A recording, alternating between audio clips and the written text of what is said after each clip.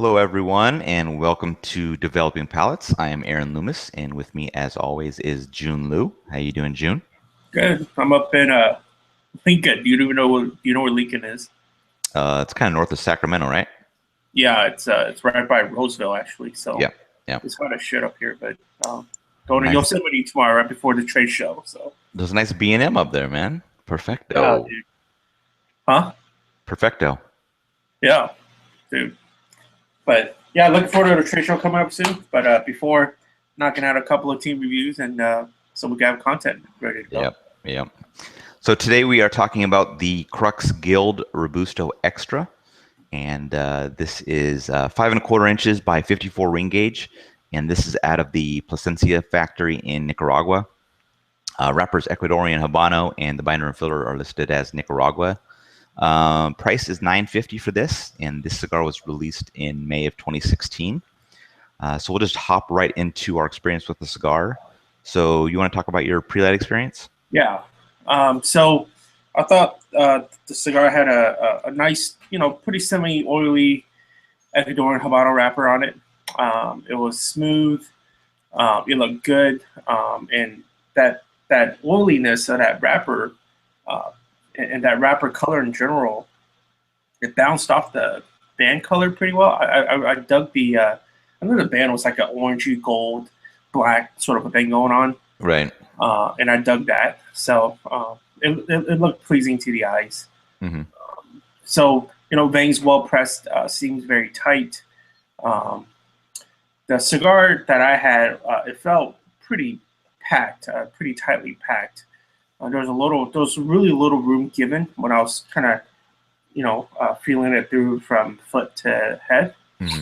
Um, and the head itself is finished off with a double cap on the aromas of the wrapper aroma. Got a lot of fresh barnyard, got some flowers, like a floral flower thing going on, and cedar. Foot aroma. I got this really nice overripe plums, um, almost like a stewed plum, or like a or perhaps like a plum that's kind of on its way to being rotten. Hmm. And then white pepper, spice, and cedar.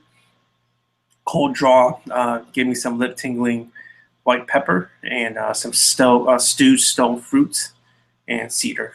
So overall, very good pre-light experience. Yeah, and the wrapper was like a medium brown, had some variations in color. There was a few small veins that were crisscrossing the wrapper. The seams were really smooth, but you could still see where they're at because of the wrapper variation of the color. Um, like you said, two caps. They were very neatly applied on here. And like you were talking about the band, it was pretty nice. I kind of call it like a rose gold color that was outlining the letters. Mm. Um, and it kind of played well with the kind of dark brown and black that was in the background of the band itself, and it worked well with the wrapper. Um, Pretty light aromas. The wrapper was like a faint barnyard. Not much else I got from that, and the aroma from the foot was fairly sweet. And then on the pre-light draw, I was getting that same sweetness from the foot that I was getting from the foot, um, and also some leather, and I was getting a little slightly spicy tingle on my lips. So getting into flavor, kind of take us first third through final third. What was your flavor experience like? Yeah. So first handful of draws gave me a tongue numbing, oily red chili, which is unique because typically in terms of the spice level, I typically pick out black or white pepper, Hmm. but this guy was just oily, like a red chili that really coats your entire palate with like a really slick aspect to it. So I got that sharp cedar, medium bodied sweet cream. So about a quarter inch in, the profile opened up a little bit more, and it gave me some creamy bread and some intermittent flowery perfume. So on the retrohale, very pungent, fierce white pepper, and that's kind of balanced by a slight bread creaminess. So I dug that. So on the finish, just that same oily red chili is a dominating note, and then it also lingered with charred wood and the slight bread creaminess. In terms of body and strength, body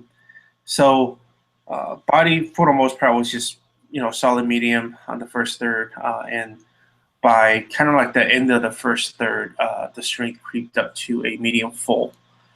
Moving on to the second third, it's similar to the first third, but in terms of cedar, it wasn't more of a sharp and fresh cut cedar, perhaps. It was just a regular, like humidor cedar that I got out of it. And I got an increased creamy bread and the same medium body sweet cream. That oily chili is slightly died down, but it's still considered a pretty dominant note and still very slick on the palate. And I had a new earthy note of bitterness that mixed in, and it played off that charred wood pretty well, and it gives it more of a earthy quality, and it kind of encapsulated the mouthfeel a little bit better. And then at the halfway mark of the second third, oily red chili again, it kind of knocked down a little some more, and it allowed that creamy sweet bread to move up to the front of the palate. There's also you really feel that slick, oily note at that point. It almost gives you like a zing to it. So I was trying to describe on my written review, like I said zing, but perhaps I could say something like at one point, there's, for instance, a fizz of a soda, right? And then there's also zing in which, if you kind of mix that with the zing of like something that's really spicy, and you get that, kind of like the ringing sensation in your palate, it kind of had that thing going on for me. On the retrohale, still the same fierce white pepper and slight bread creaminess. On the finish, charred wood mixed in with the oily red chili. So in terms of strength and body, strength was still at a medium full. Body crept up to a medium full as well at that point within the second third. So moving on to the last third, I got a little, it was mainly like a bitter charred wood and oily red chili. So it was like half as much as what I tasted in that oil chili within this first third. So it died down quite a bit. Digging into a little bit more of the flavors, bread, slightly sweet cream, and I got an intermittent baking spice as well. On the retro, still exactly the same potent white pepper, but the potency died down a little bit, but it's still, it's right in your nasal passage, and then you could really feel that. And then that was offset by that slight spread creaminess. On the finish, bitter charred wood and dry black pepper spice, which was interesting because it moved away from that red oily chili to more of just perhaps a generic dry black pepper. And within the last third, body and strength was still at a medium full. Yeah, for me, right up on lighting, I got a big dose of baking spice in the mouth and on the retrohale, and that kind of lasted through about a quarter of an inch, and that kind of wall of spice mellowed out, and it was revealing kind of a creamy woodiness that was probably in the background the whole time. I just couldn't get through it with that baked spice. The spice was still around. It was just now more of a complementary note. That creamy woodiness was really the front player there. A little further in, I was getting a little bit of a coffee cocoa mixture that joined in with the creamy woodiness.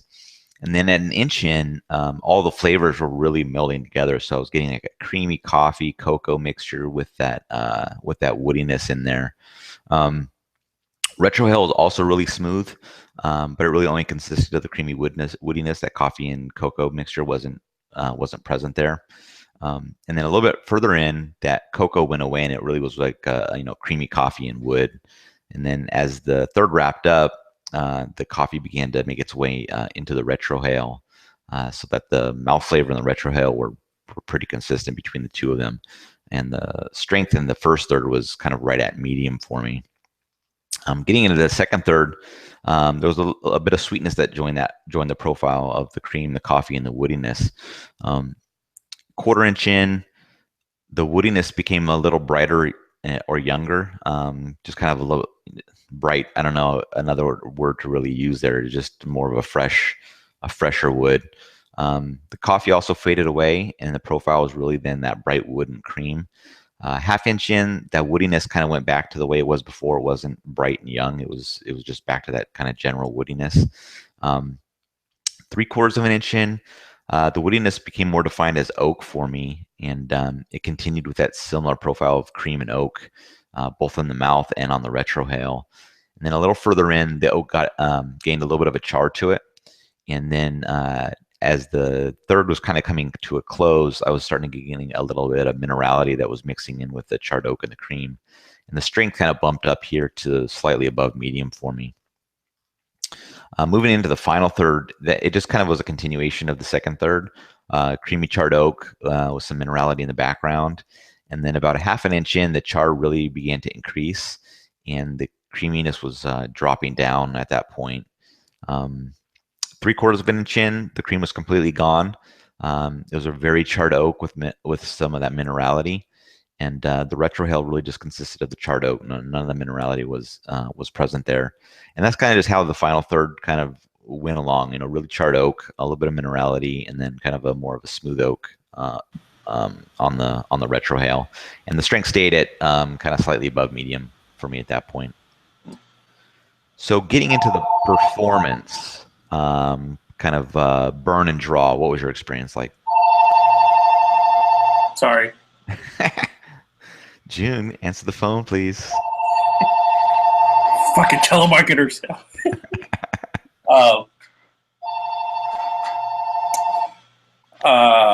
So, burn and draw.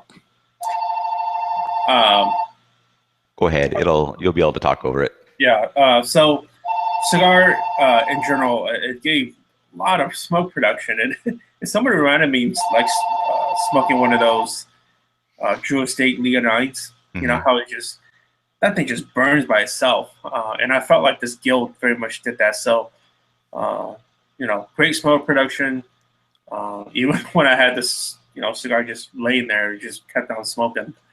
But burn rate, I thought it was good. Cigar burned fairly even and cool. I got 135 minutes out of a Robusto Extra, which is pretty good.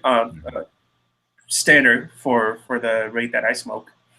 Ash held on tight for average of 1.5 inch increments. So overall, good burn. The draw was a bit snug. I think me in the pre-light experience, touching the cigar, especially on the head area, being so tight, perhaps was a factor to the draw being a bit snug. And I even recut it to like basically at the very edge of that cap, and the draw was still the same. So within the one cigar that I smoked for this review, it was a little snug. That it wasn't as snug that I kept thinking about it and then didn't make me think about the actual flavors and the smoking experience in general. So right. Yeah, the burn for me was fairly wavy in the first and final thirds. The middle third was pretty straight. It didn't require any touch-ups, so it always kind of stayed on track. And like you, the ash held on in 1.5 plus increments. It was pretty close to being like hanging on to each third, but it would just like drop off maybe just slightly before the third came to an end. The draw for me started off a little tighter than I prefer, and it kind of slowly got tighter as the cigar progressed. It might have reduced smoke production a little bit, but it wasn't anything drastic, and I don't think it really had an effect on the overall performance of the cigar. But that's kind of the experience I had there. So getting into the overall experience, what were your thoughts on the cigar? So when I read the blend of the cigar and I read Ecuadorian Habano wrapper, so most Ecuadorian Habano wrappers that I've had that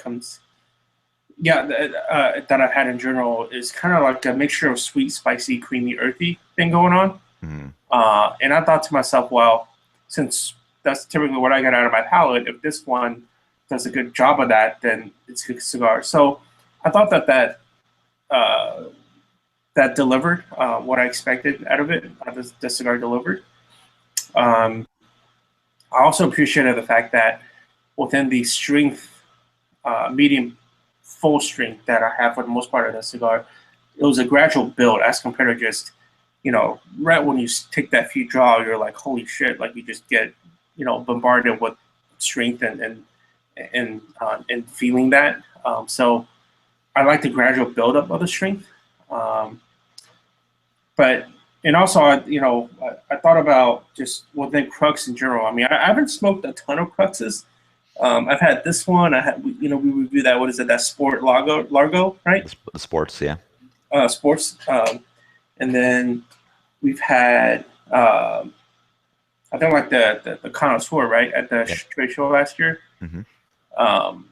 And I think about all the Crux cigars in general, and it seems like, if they make a strong cigar, it's not just strength just to be for strength's sake. I like the flavors that they impart, and they have a mind for the flavor as well. Right. So Crux is becoming something that I feel like I like to check out more in the portfolio. Mm-hmm. But with this cigar, it was good. It was solid. I mean, I don't think you're going to get like a ton of different complexities out of this thing. Right. It's not going to wow you by any sense, but I would happily pick this up as a more of a latter in the day smoke. Mm-hmm. How about you?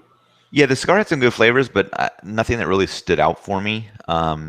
To me, I thought the body was a little light, and I think if the body was fuller, then that would kind of increase the enjoyment level.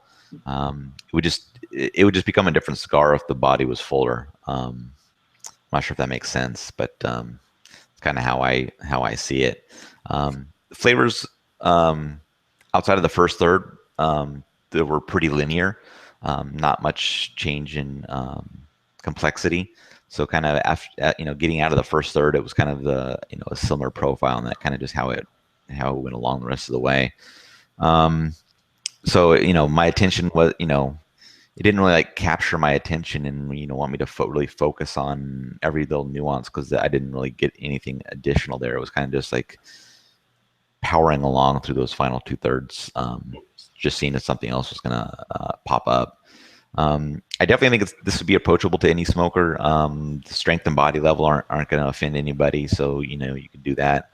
But I'd say give it a try, see if it's something that fits your profile. I'm not sure if I'd really go back to it, just because it didn't really keep my interest all that much. But like I said, it's still a good cigar, but try one, see what you think about it. That'd be my recommendation, I guess. So getting into the scores, you gave this a 6.13. I gave it a 5.67. How do you think the score shook out for your experience with it? So reflecting back on my scores, so I basically said within the first, second, third, good, average, burn good, draw average, overall good. Yeah, that sounds about right. I mean,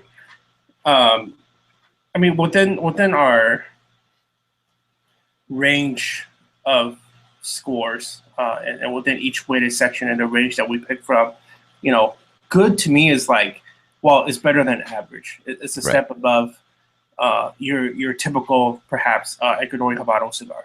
Mm-hmm. So to that extent, it is good, because on top of that, we have the very good rating, and the top of the top and the cream of the crop is our amazing rating, right? Mm-hmm. So, because in my opinion, if I say very good or amazing, it's like, no, this is one of the best I ever smoked, period, right? So, but yeah, I mean, I stand by that. It's good. I think if the draw was better, it would have helped out with that score. And but hey, I mean, you smoked yours, and we had the average of the two. So yeah, I'm good with that score. Yeah, I think my score reflects the experience I had, kind of slightly above average for me. Like I said, nothing really stood out about the cigar. So it was good. It wasn't it wasn't a bad cigar. But just slightly above average for me. So I think it works out well. Okay. Any final thoughts about the cigar? No. Looking forward to seeing them at the trade show, actually, and meeting them. Yep, definitely. So that wraps it up for this team review recap. If you're just catching this video on YouTube, be sure to subscribe to us there. But also go to the website, developingpalates.com, to read the full written review. Check out the pictures, all that good stuff. Follow us on all the social media channels, Facebook, Instagram, Twitter, Google+. And I think that wraps that up for another episode. Thanks a lot, Jiunn. Thank you. All right, we'll catch you guys on the next one.